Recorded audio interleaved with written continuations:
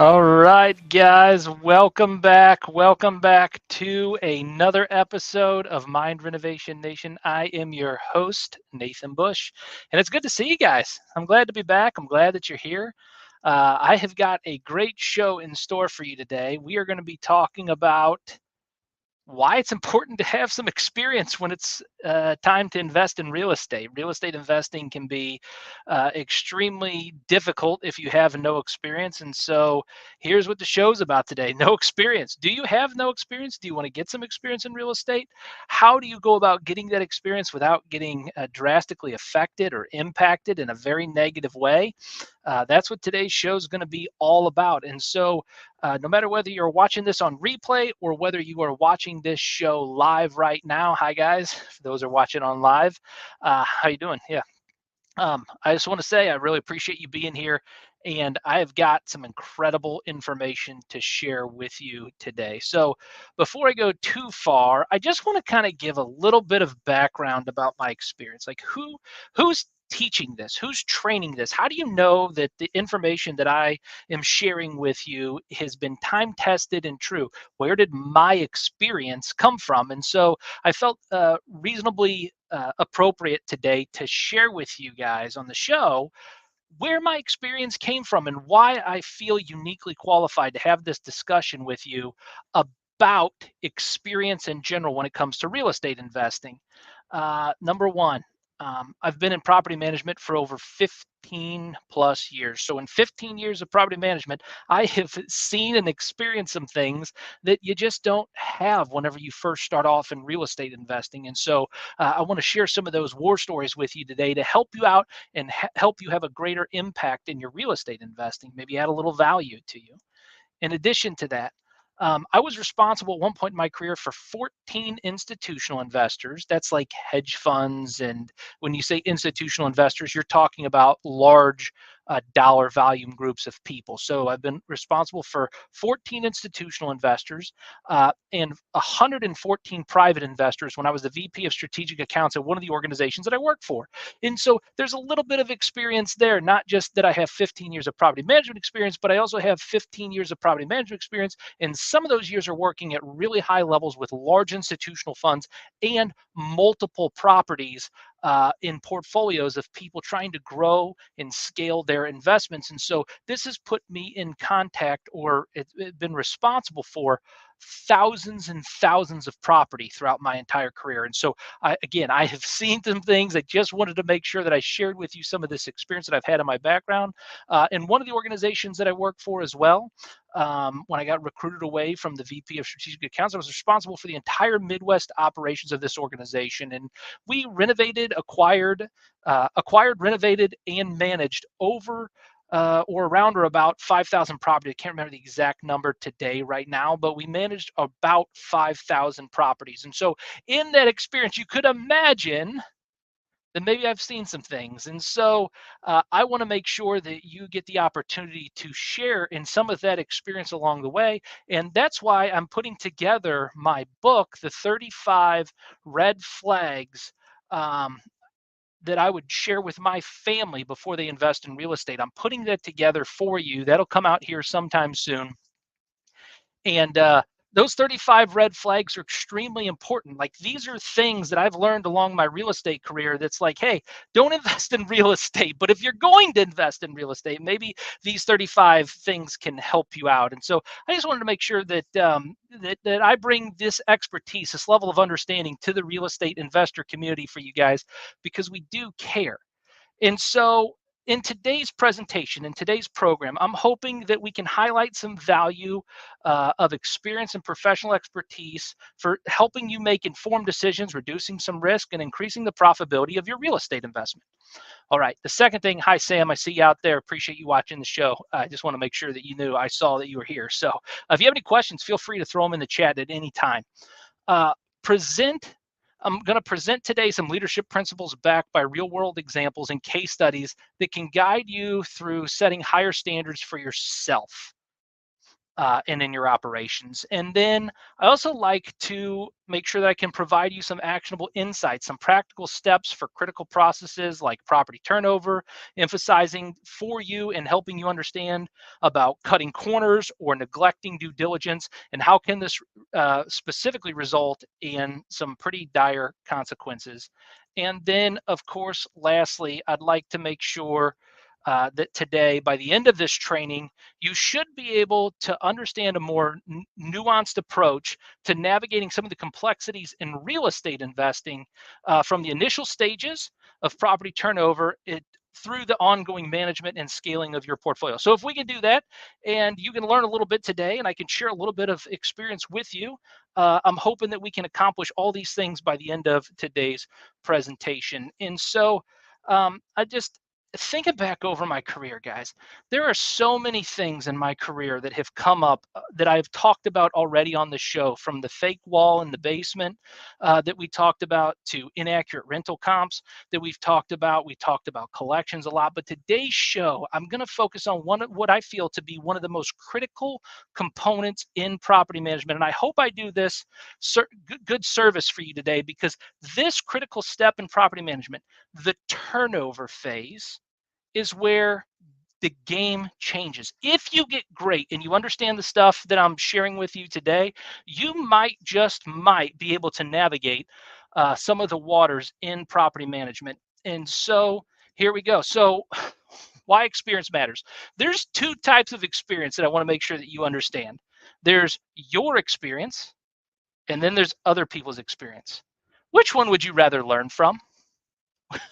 Would you rather learn from your experience or someone else's?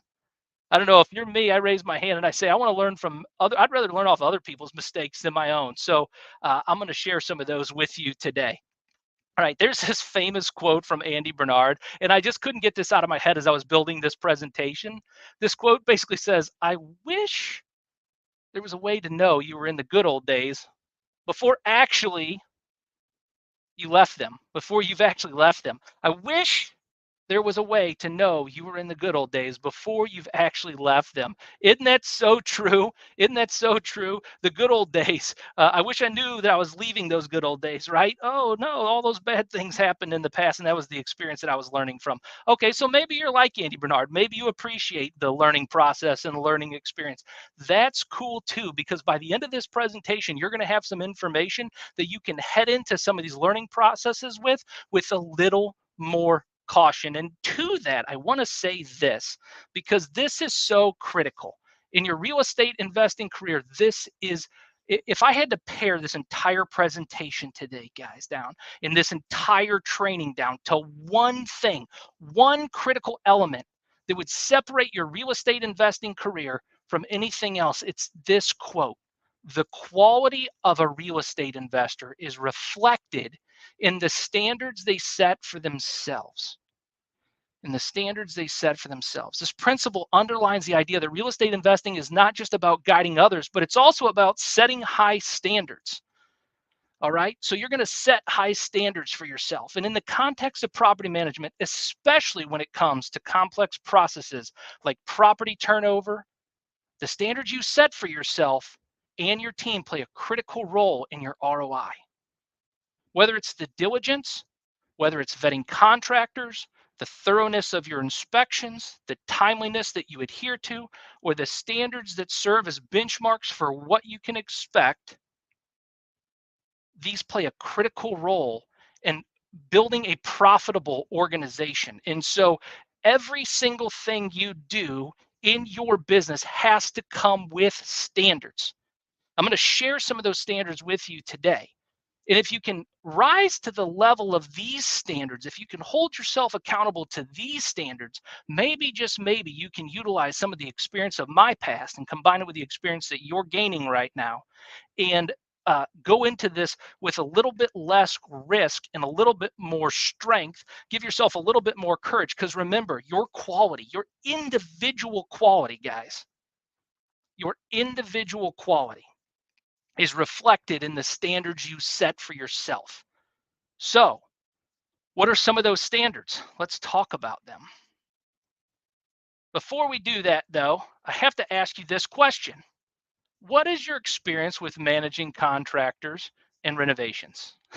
if you if you have experience with contractors and renovations, go ahead and type it in the chat that you have experience. That way I kind of know from those that are on this call who I'm teaching to. Do you have a lot of experience managing contractors and renovations, or do you have little experience? If you have more than 5 years of managing contractors and renovations, you probably have a bunch of experience. If you have less than 5 years, you probably have a little experience managing contractors and renovations. So what is it? Go ahead and type it in the chat if you're watching the show. How much experience do you have managing contractors and renovations? Because you're probably thinking this after that question. I don't need a property manager and I can handle it myself. And I hope you can. In fact, if you're a real estate investor and you're considering Red Maples, which is our management company for property management, and that's why you've hopped on this live cast, I hope you could manage the properties yourself. I hope you could handle the contractors yourself. This demonstrates a level of competency as an investor. However, hiring a skilled property manager is not about whether you can do something or not. It's about investing the time that you have wisely. And so, do you want to invest the time in a critical process like this, or do you want to invest the time finding more properties? What is the highest, best use of your time?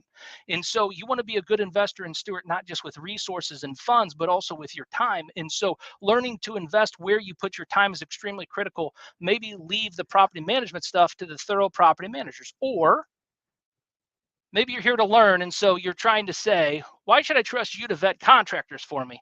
Nathan, I don't really have any major concerns about property management. I don't need a property manager, but why should I trust you to teach me how to vet contractors today? And I can appreciate how you feel. In fact, many of our investors, when they first came to our organization, they asked me the same question.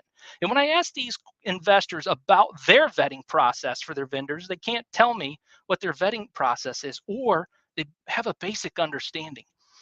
If you stay till the end of this presentation, I'm going to give you our formula, our vetting process for contractors. And it's a piece of this presentation that could save you thousands of dollars. It may be worth the entire price of the time that you invested today in this presentation just to hang on to the end and learn about how we vet contractors in our organization. And then lastly, you might say like this, hey, Nathan, I'm considering your guys' services and you sound expensive. Like, I don't want to overpay for anything.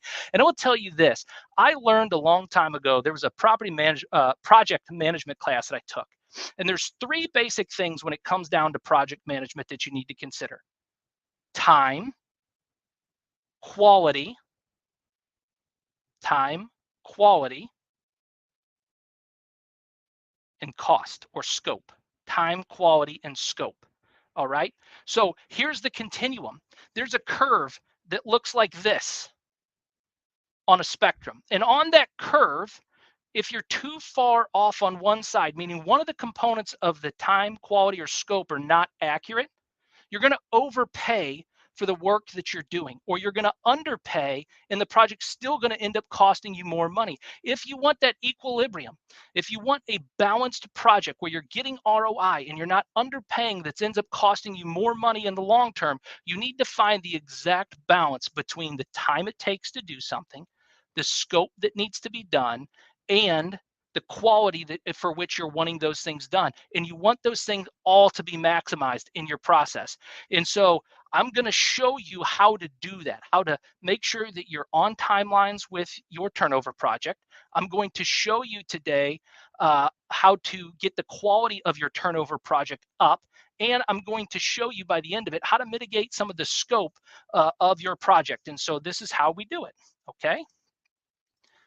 Now, when I'm talking about turnover, maybe you're new to real estate investing and you want to know what, Nathan, I don't even know what a turnover is. And so let me define turnover for you. All right. So turnover is that process where when the tenant has moved out and you're getting the property ready for the next tenant. Turnover can also be considered, in context of today's discussion, it can also be considered a rehab or a construction project where you've never had a tenant in the property, it's vacant, and you're renovating that property and bringing it up to standards so that you can lease it and market it to a new tenant, or you can flip that project and sell it to somebody else. Okay, so that's turnover. It's a vacant property and you're taking action and doing something with it. That's what I mean whenever we talk about turnover. Everybody good with that? That's good. All right, wonderful. So I want to make sure that you kind of knew what we were talking about when I said turnover. All right. I also want to make sure that you understand that turnovers, okay, so we talked about earlier, we talked about the quality of the real estate investors based upon your standards. What creates standards in your life? What creates standards to determine the quality of the outcome? I would tell you this, the thing that creates the standard, look at me, I'm going to take a second and look directly in the camera so you guys can hear this. The thing that creates high standards is the habits and rituals that you design for your life that create the output that you're looking for. What creates high standards? It's the habits and rituals for your life that you design that create the outputs that you're looking for. Now, how do you document those standards?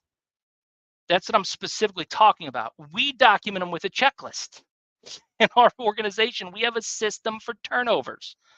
And so if you want to rise to the level of your standards that you're setting for yourself, I need to see your checklist. What is your turnover checklist? When that property goes vacant, what do you do? I'm going to share that information with you on this show today so that you can begin to see some of the checklist items that you need to have on your checklist to raise the standard of the execution. Because remember, in life, success is determined by these habits and rituals. Those are systems that you put in place in your life that create an outcome. Remember, systems, these repetitive, perpetual things that we do, those are the things that create the outcome. In fact, we talked about it on last week's live cast. I was explaining to you that these systems for due diligence process create the output. And the same is true as these professional systems that you design for your turnover project, they create the output that you're looking to achieve. All right. I'm also talking about key components. So if we're talking about raising the standard of your turnover project or your renovation, there's a couple of key components you need to understand. There's a legal aspect of the turnover. What? There's a legal aspect? Yeah. Some municipalities require inspections up front before you even touch that property. Some turnovers and renovations require permits from the local city or municipality, and you want to make sure that you know what you're doing and that you get these things properly. Why? Because it ends up costing you thousands of dollars in fines and fees later on when you don't do this process right. How about the inspection process? What does your inspection process look like in order to make sure that that property's been renovated or structured correctly? And then lastly, the marketing components and pieces. All right. I see that some of you have some experience in renovation, and I see some of you don't have any experience at all in renovation from the live chat here. And so I'm going to, for the ones that don't have as much experience, please understand if I slow down just a little bit, it's to help for those that don't have the experience catch up to some of you that do have this experience. So we're going to get there, and the meat and potatoes of what you're looking for will be in this presentation. I swear we're gonna go through the checklists today of that turnover. We're going to raise your standard and your quality so that you make sure you're doing things correctly. And for those of you that are newer and you're learning this for the first time and you're taking a bunch of notes, I'm going to try to make sure I'm moving at a speed that you can learn and understand what this turnover process looks like. And so I also have to explain, if I'm explaining turnovers to you, I have to explain the time sensitivity aspect of a turnover. The time sensitivity aspect of a turnover. This minimizes vacancy time. So what am I talking about time sensitivity? From the time the tenant moves out of the property and their confirmed move out until, right, let me pull this back up again so you can see my hands. From the time the tenant moves out until you put a new tenant into that property, that time is the most expensive time in property management. That's called vacancy time. That's called vacancy time. Vacancy time is time that the property's unoccupied and you're paying all kinds of expenses on this property and receiving no revenue from that property. And so the faster you can get a project done, as long as it's accurate, the more likely you are to generate a higher ROI or return on your investment from investing in rental real estate. And then let me pull this back up for you. The last component here, setting high standards for turnover management is critical. And so what does that look like? So let me walk you through the turnover process, okay? If you're interested in our turnover process and you're taking notes or you'd like a copy of this presentation afterwards, feel free to reach out to me. I'd be happy to get you the slides on this presentation. If you're taking notes, these will be some critical notes for you to be able to take. So we're talking about the first 3 steps, the first 3 check boxes in our turnover process in our organization. What do they look like? Well, this process is going to start a little bit further back than maybe what you expect. Our turnover process actually starts when the tenant files with us what we call a notice to vacate in our industry. This is the tenant raising their hand saying, yes, I plan on moving out of my property and I plan on moving out on this date. We will actually issue a formal notice to vacate to them, getting their forwarding address and some additional information from them whenever they raise their hand and say, we're going to move out of the property. This also notifies our team and sets up a process internally for us to ensure that we are on top of this move out so that our turnovers can happen fast. All right, the second thing here is a scheduled move out walk. A scheduled move out walk. Whether this is pre the tenant moving out or whether this is post tenant moving out, we also are going to walk that property for damages at that scheduled move out walk. And during that scheduled move out walk, we're going to bring with us the checklist of items that the tenant signed off on prior to, stating the condition of the home prior to that scheduled move out. So we know what damages were there when the tenant moved in. Sometimes you don't have it when you acquire property from somebody else and you're renovating that property for the first time. But assuming that we did move the tenant in and now we're moving the tenant that we placed out, we'll have a scheduled move out with a condition form that we check to see, was the property actually like that before you moved in? Or did something happen along the way to put that hole in the wall? So that's what we're determining. And then in steps 1 through 3, we're also going to change the locks. So I know that there's a lot of property management organizations that understand the importance of lock changes, but in the instance that you don't understand lock changes, I think it's critical for you today to understand that we change the locks as soon as the tenant moves out of that property. It protects the property and ensures that that property doesn't get additional damage done while it's vacant. All right, so now what we're doing, look, we're controlling costs all along the way of this process, and this is just steps 1 through 3. All right, steps 4 through 6. Steps 4 through 6. So then we're going to inspect for damages. We're going to get photos of all of the damage inside the property. We're going to list out all of the damages inside that property. So in the event that the tenant ever comes back and asks for their security deposit, we have evidence and proof to support the damage that was done inside the property. We're also going to document a scope of work. And in this scope of work, we're going to give the investor 2 different budgets.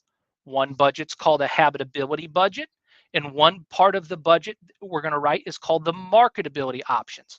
The habitability options of a budget are the required items for clean, safe, and functional living. That's it. Those are the habitability items. Clean, is it clean? Is it safe? And is it functional? In that order, clean, safe, and functional. Then we're going to take a look at the marketability items that are available inside that home. So what are the other conditions of the other properties around the property that we're getting ready to market and lease? And how do we bring that home or that property up to the conditional standards of the market that it's currently bearing? We don't want to over renovate that property and we don't want to under renovate that property. And so these additional marketability items are optional items, but these are the items, guys, that help drive rents. These are the items, guys, that if we do these items correctly, the home leases fast. These are the items that are the difference maker on the marketability items so that we can make sure that we're not under renovating a property and not getting the appropriate amount of rents for that property. All right. So once we've done steps 1 through 6 there, once we've done steps 1 through 6, these 7 steps, look, these 7 steps are so important. They are difference makers in what the professionals look like when they're turning a property versus what the amateur looks like when they're turning a property. And so these 7 steps become critical foundational components of your checklist to raise the quality and the standard of your turnover process so you can make sure that you're getting the maximum amount of return and reducing the appropriate amount of cost in your turnover process. All right. So what are these items here? Let's go. The first one, Complete the approved scope. The work has to get done. I mean, complete, fully, 100%. The work has to get done. Then professionally clean the home. Look, I did a whole video on the after turnover, in between the turnover step and the marketing step. You can go back and watch that video and learn all about the things that we do to ensure during that turnover, between the time that the project's done until we move the tenant into the home, what are the steps that need to happen. But from our standpoint today for the turnover process, excuse me, we're going to make sure that that home is professionally cleaned. Then we're going to take marketing photos and a virtual tour of that property. That's a video tour of that property. Why? Well, because tenants want to see what the actual condition of the inside of that property looks like. And a video tour is an excellent way to do that, especially if you use syndication software like we do that pushes the property out to multiple platforms. We're going to ensure that the tenants can actually see and view and visualize themselves living in that property. All right. How about this one here next? We're going to change the locks again. So once we're done with the marketing photos and the virtual tour, and we've certified that that property is complete at that point, then we're going to change the locks again post inspection. So we're going to get the inspectors to inspect off and sign off on the home, that it's ready to be leased by the municipality, and that we can actually place a tenant in there. All permits will be closed at that time. And then we're going to change the locks and make it ready for marketing. And then the last thing to understand, there's two different times that we walk through a property. We typically walk through that project when it's 50% complete. And then we walk through that property again whenever it is 100% complete, and follow that, the remaining of those 7-step process. Okay, so there you have it. Let me walk you back through the different steps of our checklist in case you were taking notes and missed a step here. First 3 steps, 1 through 3. The notice to vacate's filed. We deal with that internally. We set the process to start the takeover process. We schedule the move out walk. We change the locks of the property. Then we inspect the property for damages, creating a scope that offers 2 different options, habitability and marketability options. Then we walk through the remaining steps here, 7 through 11, and we complete the approval process. We have the home professionally cleaned. We take the marketing photos, do the virtual tour. We change the locks post inspection, and we have done 2 walkthroughs on that property at bare minimum, one at 50% and the final one at 100%. Now, in our business, if you're watching this because you're considering using Red Maples for property management, I do want to say to you that we do offer 2 options when you're turning over the property. Either we can do it from that one scope that we wrote, that'll include all the prices and what it costs in order to renovate or renovate that home, or excuse me again, you can do it yourself. And we'll follow the same process. When you're complete, we'll walk the home for completion approval, have the home professionally clean, take the marketing photos. As long as the inspections have been passed, we'll change the locks and we'll do a final walkthrough on that property. That is the process that we will follow, even if you're doing all of the work yourself on the move out. Now, here's the thing that becomes a conflict. There's certain pieces that we do for property management that are included in our process that we don't miss. And so that's why we have to come back and certify your work and verify that you did all of the items on those habitability required items on your scope. Okay, so now we're on the same page. You know, you can do the turnover yourself, or you can have us do it for you. But we don't go out and get a bunch of different bids for investors on different property. We know what the price, after 15 years of doing this stuff, guys, we know what it costs in order to change out blinds. We know what it costs to paint a wall. We know what it costs to put flooring in. And so you're not going to overpay for those items, but we're also not going to underpay for those items too, because we value our contractors. If you're a contractor and you're watching this and you're looking back trying to determine, should I do business with Red Maples? You know, I'm investigating them and I saw this video, came across it. I hope you watch this point, because as a contractor, we value you too. The same way I value my doctor, the same way I value our attorneys, the same way I value my CPA is the same way I value the professional expertise of you, the contractor. You have got a skill, and that skill is valuable. And if I think about my own time, how much an hour of my time costs for somebody to hire me, and then I place that same value on you as the contractor, and you have skills that I don't, How much more valuable is that to me? And so I value contractors. In fact, we value the investor, we value the tenant, we value all people at Red Maples. And I think it makes us uniquely different. So let me tell you a story that I want to share with you because I think that this story is extremely critical. This story is a story about a real estate investor who, yes, they decided to do the renovation or the turn on their own as opposed to hire an organization to do it. It's perfectly fine. The reason they were trying to do that, though, was not because they had a vetting process in place for their contractors, which I'm going to share with you our process for doing so at the end of this video. It wasn't because they didn't have a vetting.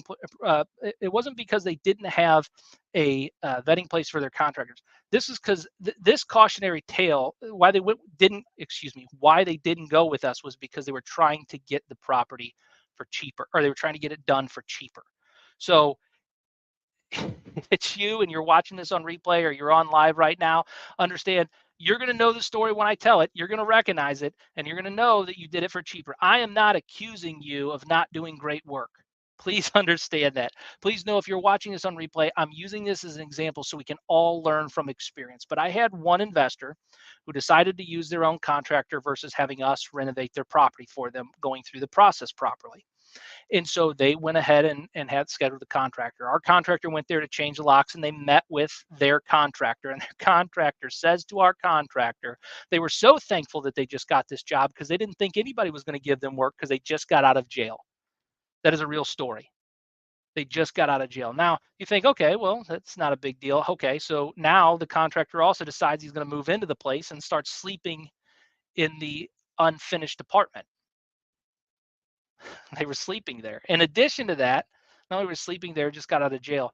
This contractor decides one weekend on a Friday night that they're going to throw a party and be out drinking till 3, 4 in the morning, invite a bunch of people over to this investor's place. Oh, yeah, this is too crazy to make up.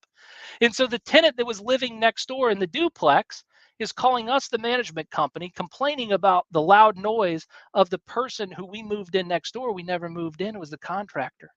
In fact, the tenant recognized in midway through their conversation with us that it was the contractor, and they were extremely frustrated that we would allow a contractor into the property that was going to do that. That we didn't vet that contractor. We didn't look at that contractor and say, okay, is this person capable of providing professional quality work or not? And so here this investor is, they had the potential to have this home renovated. During the same time frame, our crews were renovating another property, similar size, similar condition, and we're done with that project in 2 weeks. And it is already going on to week 4 of this particular investor's project. Yeah, this is not a joke, guys. Vetting your contractors, understanding the renovation process, doing this thing correctly is critical to success in property management and controlling cost. And I think the most costly mistakes that are made in property management are made right during this type of situation when the tenant is moved out or the property is vacant and you're trying to get it ready for the next tenant. All right. So here we are. Tenant's mad. They're thinking about moving out. The contractor, here's the nail in the coffin. I don't know how much money this investor invested in this contractor up front. And now they're firing them from a job. It's really important, guys, that you understand the critical components of a turnover process and that you have the experience to navigate this properly. All right. So here's the expert's checklist for vetting contractors. All right, well, maybe expert, experienced professional checklist for vetting contractors, whatever you want to call it. If you've been waiting for this, this is the big aha moment for you. What do you need to do in order to vet contractors properly? Here's our checklist. Here's what we walk down. Number 1, do they have the proper insurances? This is an immediate red flag. If they won't name Red Maples as additional insured on their insurance, guys, this is, especially their general liability insurance, this is a major red flag when you're vetting contractors. Second one, can they sign up for direct deposit? I know it sounds so menial and so minor, but if they can't sign up for direct deposit, what does that tell you as the investor? How about Maddie? How about Sam, Jason, any of you guys? What does that tell you is the contractor or is the investor if the contractor can't sign up for direct deposit? Answer. It tells you they don't have a quality bank account, or maybe their bank account's in the hole.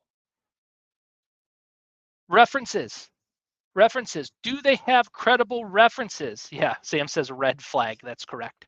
References. Do they have credible references? Can you go out and find other people that they've done work for and ask them what kind of quality work they do? Here's a big one, and many investors miss this. They think, yeah, Sam says cash basis, not doing their taxes. Those are all major red flags as to why not sign up for direct deposit. So you have references and then start small. This is major, not minor, guys. If you're trying to figure out how to know if you can trust a contractor, don't put them on a complete gut renovation project at first. Start small. Start with projects under $500. See if they do the work. Go back behind them and verify that the work was done and done in a workmanlike fashion and to the quality and extent that you would like. Don't put them on a $30,000 renovation project right up front.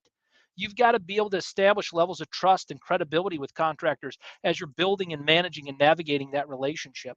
Here's another one, 30-day net terms. If the contractor can't figure out how to allow you 30-day net terms as a property management organization to pay their bill, and it's not because we take 30 days to pay, guys, please understand, we have the contractor sign off on 30-day net terms so that we can ensure that they could handle the workload for 30 days worth of work without running out of money.